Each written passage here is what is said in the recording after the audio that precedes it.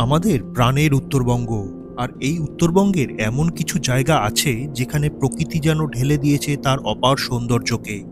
আর আজ আমরা চলেছি এরকমই একটি জায়গায়, যেখানে মেঘে ঢাকা পাহাড়ের বুক চিরে হিমেল বাতাস যেন বয়ে নিয়ে যায় এক পাহাড়ি গল্প। আর সেই গল্পের স্রোতে বিভোর হয়ে আমি আপনি যেন ভেসে যাই এক অনন্ত যাত্রায়। আজ আমাদের ডেস্টিনেশন লাভা, আর এই ভিডিওয় আপনার জন্য অপেক্ষা করছে লাভার অকৃত্রিম সৌন্দর্য, সাথে লাভার সবচেয়ে সুন্দর স্টেতে আমাদের থাকার অভিজ্ঞতা। আর হ্যাঁ, জার্নির কথা ভুলি কি করে, পাহাড়ের আঁকাবাঁকা রাস্তায় একটা অসাধারণ রাইড। দেখতে পাচ্ছেন আপনারা দূরের ওই পাহাড়টা? রাস্তাটা যেন তারই নিচে গিয়ে মিশেছে। মনে হচ্ছে আকাশ ডাকে আজ আমায়, পাহাড় ডাকে আজ আমায়। আর এই অমোঘ আহ্বান উপেক্ষা করার ক্ষমতা যেন আমি হারিয়ে ফেলেছি। চলুন আর দেরি কেন, আপনাদেরকে নিয়ে যাই একটা দারুণ ভ্রমণের গল্পে। আর তার আগে বলি, আমি অরিন্দম, আপনাদের host, and you are welcome to Roam tales.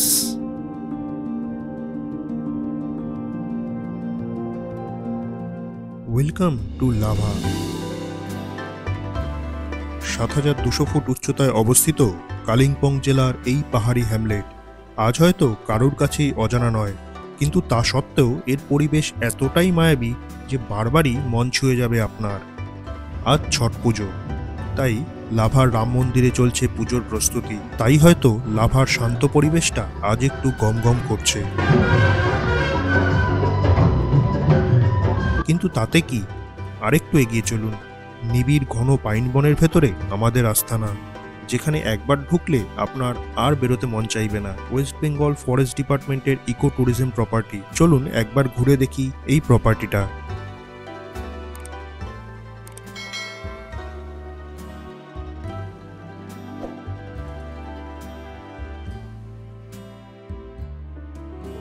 বন এখানে এতটাই ঘন যে সূর্যের আলোকেও অনেক কষ্টে খুঁজতে হয় তার পথ। আমি হলফ করে বলতে পারি, লাভায় থাকার জন্য এর চেয়ে ভালো জায়গা আর হতেই পারে না। কি বলেন আপনারা? চলুন রুম ট্যুরটা করিয়ে দিই। এটা হচ্ছে আমাদের কটেজ, আর এদিকে এরকম লম্বা ট্রেলটা নেমে গেছে, পরপর পরপর কটেজগুলো রয়েছে। ওদিকেও দুটো কটেজ রয়েছে। তো এটাতে আমরা চলুন ভেতরটা দেখি। এই হচ্ছে কটেজ, এখানে আমরা তিনজন ঢুকেছি। একের দিকে আমরা আমাদের লাগেজগুলো রেখেছি, ট্যাঙ্ক ব্যাগ ফ্যাগগুলো রয়েছে, জ্যাকেট ঝুলিয়ে দিয়েছি। এখানে একটা ছোটো বেড সাইড টেবিল আছে, এদিকেও একটা ছোটো বেড সাইড টেবিল আছে, টিভি আছে। আর এদিকে হচ্ছে টয়লেটে গিজার আছে, যেটুকু মিনিমাম রিকোয়ারমেন্ট সব ঠিকঠাকই আছে। আর এরকম একটা করে ওয়েলকাম কিট দিয়েছে, তো ওয়েলকাম কিট দিয়েছে। এর মধ্যে রয়েছে, দেখি কি আছে, এর মধ্যে একটা পেস্ট রয়েছে, একটা চিমনি রয়েছে, দুটো ব্রাশ রয়েছে, একটা ছোট পন্ডস রয়েছে, আর শ্যাম্পুর পাতা রয়েছে। তো রুমটা একটু ছোট বাট কম্প্যাক্ট আর কি, দুজনের জন্য ঠিকঠাক, তিনজন একটু চাপাচাপি হবে। বাট লোকেশনটা এত সুন্দর যে আপনার কোনো প্রবলেম মনে হবে না। লাভা এলে এর সাথে ঋষভ, লোলেগাঁও বা কোলাখাম আপনি ঘুরেই দেখতে পারেন। বাট লাভা ইটসেলফ এতটা সুন্দর যে এর জন্য দুটো দিন রাখাই যায়। এবার প্রশ্ন হলো, আমরা লাভা পৌঁছালাম কিভাবে? তাহলে চলুন আবার ফিরে যাই আমাদের জার্নির গল্পে। ভিডিওটি এতক্ষণ যারা দেখেছেন তাদের রিকোয়েস্ট করব পুরোটা দেখুন, কারণ আপনাদের জন্য রয়েছে লাভার অপরূপ সুন্দর রাস্তার সমস্ত তথ্য এবং লাভার প্রধান আকর্ষণ লাভা মোনাস্ট্রি, আমাদের ঘুরে দেখার অভিজ্ঞতা। Hello and welcome back to the channel and good morning, very good morning. আর এই ব্লগটা শুরু করছি আজকে আমরা শিলিগুড়ি থেকে। গতকাল আমরা শিয়ালদা থেকে ট্রেন ধরে শিলিগুড়িতে এসেছিলাম, আর এখানে চলে এসেছি শিলিগুড়িতে হচ্ছে সুপ্রিম মোটরসে। গত বছর যে কার্শিয়াংয়ের ব্লগটা আমরা করেছিলাম, সেটার যে গাড়িগুলো কিন্তু আমরা এই সুমনদার থেকেই নিয়েছিলাম। দারুণ এক্সপিরিয়েন্স ছিল, খুব ভালো গাড়ি ছিল। তো আমি এখানকার যে ফোন নাম্বার আছে, সুমনদার যা ডিটেলস আছে, আমি সব দিয়ে দেবো। তো চলুন এবারে নতুন একটা রাইড, নতুন সকালবেলা আপনাদের সবাইকে জানাচ্ছি আরেকবার স্বাগত শিলিগুড়ি থেকে। আর এবারে আমাদের ট্রিপ হচ্ছে 3 দিনে, আমরা 3টে জায়গায় থাকবো। কোথায় কোথায় যাচ্ছি, কোথায় কোথায় থাকছি, সেগুলো আস্তে আস্তে রিভিল করবো। তবে আজকের রাইড হতে চলেছে লাভা অবধি। আজকে লাভাতে আমাদের স্টে আছে। তো চলুন বাকি কথা হবে রাস্তায়। থেকে বেরিয়ে গেছি, পুরো সামনে লাইন আপটা যাচ্ছে। আমার সেই 1 বছরের পুরনো স্মৃতি আবার ফিরে এসছে, অসাধারণ লাগছে। গত বছর আমরা ফুললি প্রিপেয়ার্ড ছিলাম না, but this time we are fully গিয়ার্ড।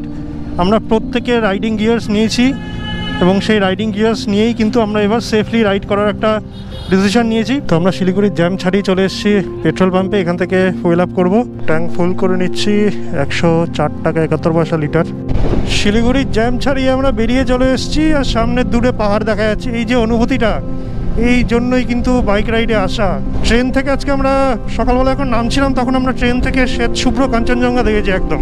এর আগে আমি কখনো ট্রেন থেকে এরকম সুন্দর কাঞ্চনজঙ্ঘা দেখিনি, এইবার প্রথম। এখন আমরা শিলিগুড়ি ছাড়িয়ে চলে এসেছি, বাট জ্যাম এখনও আমাদেরকে পিছু ছাড়ছে না। সামনে মনে হচ্ছে চেকিং টেকিং হচ্ছে। বাদিকে হচ্ছে বেঙ্গল সাফারি, আমার এখনও যাওয়া হয়নি। আমরা একবার ট্রাই করেছিলাম, বাট সেইবার বন্ধ ছিল। এবারও সামনে দিয়ে গেলাম, দেখি ফেরার সময় হয় কি না, যদি এই রাস্তা দিয়ে ফিরি। তো চলুন, বেঙ্গল সাফারিকে আমরা পাশ কাটিয়ে এগিয়ে চলছি। সেবাঘাট 13 কিলোমিটার এখান থেকে, আমরা সেবক রোড ধরবো। তো এই ট্রিপটাও কিন্তু একটা অসাধারণ ট্রিপ হতে চলেছে। লাভা অসাধারণ সুন্দর একটা জায়গা, জায়গাটার কিন্তু ভার্জিনিটি এখনও নষ্ট হয়নি। মানে এত সুন্দর ওয়েদার থাকে, যদি ওয়েদার খুব ভালো থাকে, এত সুন্দর পাহাড়ের গায়ে মেঘগুলো লেগে থাকে, জাস্ট অসাধারণ। তো আমরা ওই এক্সপেকটেশন নিয়েই কিন্তু লাভাটাকে এবারে আমাদের ট্যুরে রেখেছি। তো দেখা যাক, চলুন কতটা সুন্দর লাভাকে আমরা আপনাদের সামনে উপস্থাপন করতে পারি। আচ্ছা, উত্তরবঙ্গ তো আমরা কম বেশি সবাই এসেছি, সে গাড়িতে হোক, বাইকে অথবা ট্রেনে এসে কোনো এক পাহাড়ি দাদার গাড়িতে সওয়ার হয়ে। আর বেশিরভাগ সময় এই সেবক রোডটাই ধরতে হয় পাহাড়ে উঠতে গেলে। সত্যি করে বলুন তো, শিলিগুড়ির জ্যাম ছাড়িয়ে যখন সেবক রোডে ওঠেন, মনটা হঠাৎ একটা 180 ডিগ্রি টার্ন নেয় না? মনে হয় না চুলোয় যাক সব অশান্তি, সব টেনশন, আমি তো এখন এই বন পাহাড়ের রাজা। এসি গাড়ির কাজটা খুলে দিতে ইচ্ছা করে না? মনে হয় না লাগুক এই উত্তরে হাওয়া, উড়িয়ে নিয়ে যাক সব ক্লান্তি? আর আপনার সফর সঙ্গী যদি হয় আপনার প্রিয় বন্ধুর দল, তাহলে তো আর কোনো কথাই নেই। আমার মতো বর্ণহীন মানুষও এইভাবে বলে ওঠে। এটা কিন্তু একটা সম্পূর্ণ ডিফারেন্ট এক্সপিরিয়েন্স। আপনি অন্য যে কোনো ট্যুরের সাথে কিন্তু এই ট্যুরকে একদম গুলিয়ে ফেলতে পারবেন না। এর অনুভূতিটাই আলাদা। জাস্ট এরকম রাস্তা দিয়ে বন্ধুদের সাথে চলতে চলতে জাস্ট একটাই গান মনে পড়ে, এই পথ যদি না শেষ হয়। আচ্ছা, আপনারাই বলুন তো, এই মহানন্দা ওয়াইল্ড লাইফ স্যাংচুয়ারির মধ্যে দিয়ে এগিয়ে যাওয়া এই রাস্তাটা সত্যি মায়াবী না? অরণ্যের এই শ্যামলিতে আমি তো পাগল। চলুন, আপনাদের জন্য রইল এই রাস্তার ছোট্ট একটা সিনেমেটিক ক্লিপ।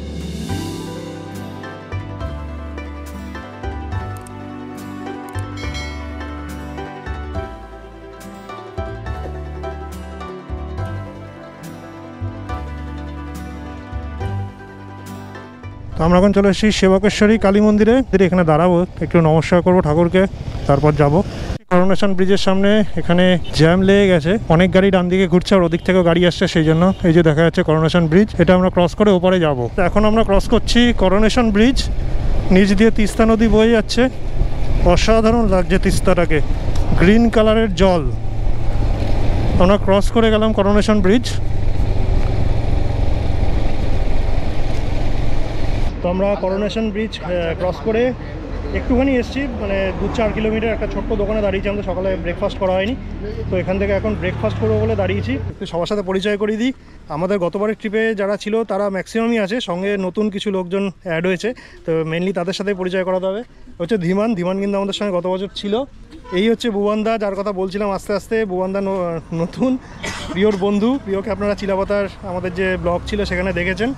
পিছনে রয়েছে স্বর্ণাভ, হচ্ছে ফরিদ কিন্তু এইবার প্রথম আমাদের সাথে জয়েন করলো। এই হচ্ছে স্বর্ণেন্দুকে কিন্তু আমাদের কাশ্মীর ব্লগে আপনারা দেখেছেন। আর এই হচ্ছে সায়ন কিন্তু আমাদের মধ্যে সবার মানে পুরো ফেমাস, একদম পুরো জমিয়ে রাখে আমাদের টিমটাকে। আর ওরই কিন্তু পুরো প্ল্যানিং, এই রুট ফুট যা সব কিন্তু ওই ঠিক করেছে। রয়েছে নিপেনদাকে আগের বার দেখেছেন, একটা দারুণ জাম্প মেরেছিল সেই কার্শিয়াংয়ের বেলদা রিসর্টে, সেই ভিডিও কিন্তু আমাদের চ্যানেলে রয়েছে। এই রয়েছে আমাদের প্রো রাইডার সৌমিকের ভরসাতে কিন্তু আমরা প্রথমবার বাইক নিয়ে এই পাহাড়ে এসেছিলাম। আর ওই রয়েছে প্রিয় জমিদার বাবু। যাচ্ছি এখন মংপংয়ের পাশ দিয়ে, ডান দিকে রয়েছে মংপংয়ের গেস্ট হাউসটা।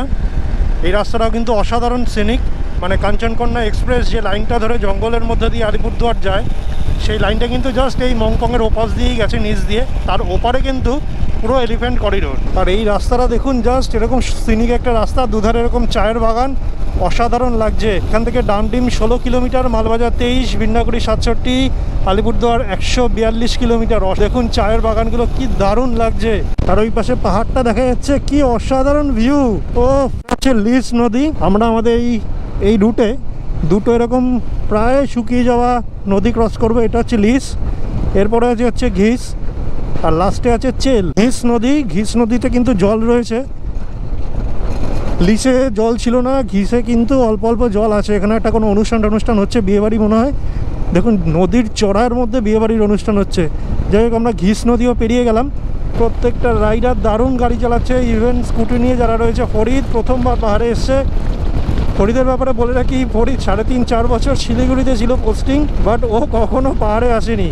তো এইবার আমরা জোর করে ওকে ধরে নিয়ে এসেছি। এটা হচ্ছে ডামডিম মোড়। আমরা ওই দিক থেকে এসেছি, ভুল করে এগিয়ে চলে গেছি। আমরা এই ডান দিকে রাস্তাটা ধরবো। দেখুন এখানে লেখা রয়েছে Gorubathan 13 kilometre, Paparkheti 29 kilometre, Lava 52 kilometre, Algarah হচ্ছে 71 কিলোমিটার, ঋষি 93 কিলোমিটার। তো আমরা কিন্তু এই ডামডিম থেকে রাইট টার্নটা নেবো। অ্যাকচুয়ালি আমরা আসলাম ওদিক থেকে লেফট টার্ন নিতে হতো, আমরা এগিয়ে গেছিলাম বলে আবার ঘুরে ডান দিকে যাচ্ছি।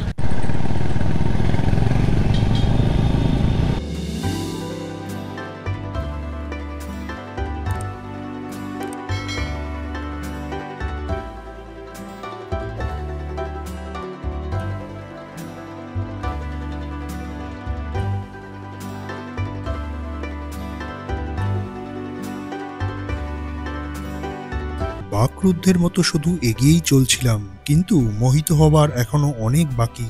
সামনেই পাপড়ক্ষেতি, আর চা বাগানের মধ্যে দিয়ে এঁকে বেঁকে যাওয়া রাস্তাটা আমি জীবনেও ভুলবো না। এই রাস্তা ধরে কিছুটা এগোলেই মায়াবী অ্যাম্বিয়ক। কি অপূর্ব না এই জায়গাটা। তবে গত বছরের থেকে কিন্তু রাস্তাটার অবস্থা দেখলাম একটু খারাপ। গতবার যখন আমরা এসেছিলাম রাস্তাটা পুরো মাখনের মতো ছিল, বাট এইবার কিন্তু জায়গায় জায়গায় পটহলস তৈরি হয়েছে। এই দেখুন, এই আমি পটহলসের ওপর দিয়ে যাচ্ছি, ইচ্ছা করেই গেলাম দেখানোর জন্য। মানে কথা বলতেও ভালো লাগছে না, জাস্ট উপভোগ করতে ইচ্ছা করছে।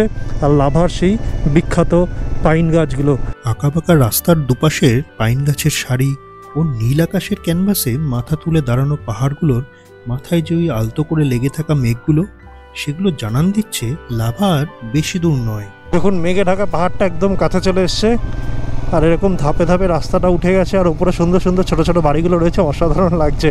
আমি জাস্ট পাগল হয়ে যাচ্ছি এই ভিউগুলো দেখে। বলতে বলতে সামনের পাহাড়টা পুরো মেঘে ঢেকে গেল। আমরা যত উপরে উঠছি মেঘের আধিক্য কিন্তু তত বাড়ছে, আর জায়গাটা একটা মায়াবী রূপ নিচ্ছে। না দাঁড়িয়ে পারলাম না। দেখুন কীরকম রোদ আর ছায়ার খেলা রয়েছে, আর ওপরে মেঘ, ওদিকে পাহাড়টা কি সুন্দর লাগছে মেঘে ঢাকা। আর এই পাহাড়টার ওপরে এরকম রোদ পড়ে একটা অসাধারণ ছায়াছবি তৈরি করেছে, জাস্ট অসাম। আমি জাস্ট দাঁড়িয়ে পড়লাম এখানে। আর আমরা কিন্তু লাভার কাছাকাছি পৌঁছে গেছি, ওই দূরে দেখা যাচ্ছে লাভা শহর। আর এভাবেই নৈসর্গিক পথের শোভা উপভোগ করতে করতে আমরা পৌঁছে গেলাম WBFDCর লাভা ইকো ট্যুরিজম সেন্টারে। এখানেই আজ আমাদের রাত্রিবাস। পৌঁছে গেছি এই লাভা নেচার রিসর্টে। অসাধারণ সুন্দর কিন্তু জায়গাটা, জাস্ট লাভা বাজার থেকে একটুখানি উপরে উঠতে হলো, আর এরকম সুন্দর একটা জায়গা। আমরা বাইকগুলো এখানে পার্ক করেছি, সামনে হচ্ছে রিসেপশন, বাইক এখানেই থাকবে, এখান থেকে কিন্তু আমাদের হেঁটে উঠতে হবে। আর এই হচ্ছে লাভা নেচার রিসর্ট, অসাধারণ সুন্দর। দেখুন মেঘগুলো কিভাবে ঢুকছে, জানি না ক্যামেরায় কতটা বোঝানো যাচ্ছে, বাট আমি কিন্তু চোখে দেখতে পাচ্ছি একদম মেঘগুলো ঢুকছে সুন্দর, অসাধারণ লাগছে, অসাধারণ। লাভা এমনিতেই শান্ত জায়গা, আর তার চেয়েও শান্ত ফরেস্ট ডিপার্টমেন্টের এই রিসর্ট। খুব লাক্সারি এক্সপেক্ট করলে ভুল হবে। রিসর্টের মেন ইউএসপি হলো তার লোকেশন। ঘন পাইনের বনের মধ্যে এই রিসর্ট প্রকৃতিপ্রেমী মানুষের কাছে স্বর্গের চেয়ে কিছু কম নয়। অনেকটাই বাইক চালিয়ে এসেছিলাম, তাই সবাই বেশ ক্লান্ত, তাই আজ আর বেশি ঘোরাঘুরি নয়। তবে অবশ্যই একবার যাব লাভা বাজারের মধ্যেই অবস্থিত ছবির মতো সুন্দর লাভা মোনাস্ট্রিতে। তো আমরা এখন রয়েছি লাভা মোনাস্ট্রির সামনে। এটার অ্যাকচুয়াল নাম হচ্ছে তাগলু থেকচেংলিং ইনস্টিটিউট। এটা অ্যাকচুয়ালি বুদ্ধিস্ট ইনস্টিটিউট একটা, খুব সুন্দর মোনাস্ট্রি। আগের বার আমরা কিন্তু এখানে অনেকক্ষণ দাঁড়িয়েছিলাম, বাট সন্ধ্যা হয়ে গেছিলো বলে ঢুকতে পারিনি। এবার প্ল্যান করে এসেছি যে লাভা মোনাস্ট্রি দেখবো। তো চলুন ভেতরে যাই। মোনাস্ট্রির ভেতরে দেখেছি 5টার সময় বন্ধ হয়ে যাবে, 4:15 বেজে গেছে, এবারও রেট হয়ে গেছে। চলুন ভেতরে গিয়ে দেখাই। মোনাস্ট্রির রাস্তাটা থেকে লাভা টাউনটাকে কিন্তু দারুণ লাগে দেখতে, জাস্ট দেখাচ্ছে একটু দেখুন।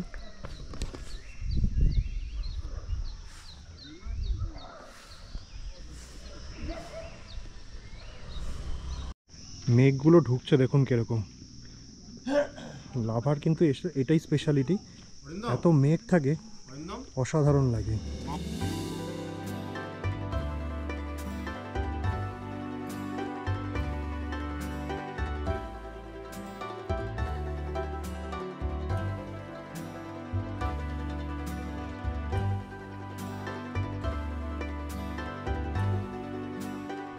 আমরা এখন রয়েছি লাভা মোনাস্ট্রির ক্যাম্পাসের ভেতরে, মোনাস্ট্রির সামনে একদম।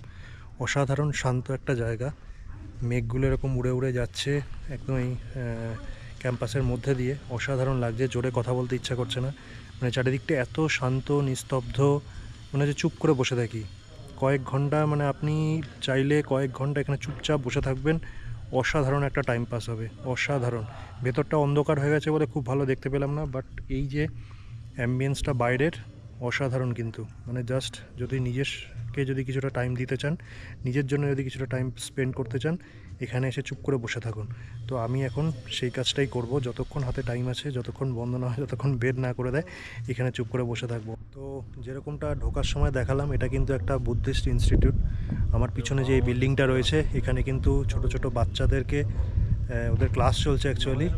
একটা সাউন্ড আসছে, ওদের যে একটা বড় ঢোলের মতো বা ড্রামের মতো একটা বাজায়, সেই বাদ্যযন্ত্রটা বাজছে, একটা শব্দ হচ্ছে, কী নামটা আমি ঠিক জানি না, যদি আপনারা কেউ জেনে থাকেন অবশ্যই কমেন্ট করে জানাবেন।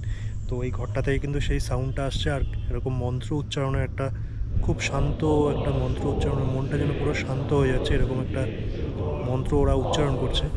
দারুণ লাগছে। এখানে প্রচণ্ড মেঘ যাচ্ছে, মাথা টাথা যন্ত্রণা করছে, নাহলে আরও বেশিক্ষণ থাকার ইচ্ছা ছিল, বাট থাকা যাচ্ছে না, এতটা মেঘ আসছে আর কি, পুরো চারিদিকটা মেঘে ভরে যাচ্ছে।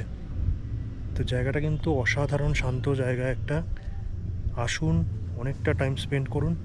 লাভাতে সেরকম খুব বেশি তো কিছু দেখার নেই, আশেপাশের যা সাইট সিন করার করে এসে এই মোনাস্ট্রিতে এসে যতটা পারেন বেশি টাইম স্পেন্ড করুন। অসাধারণ একটা জায়গা।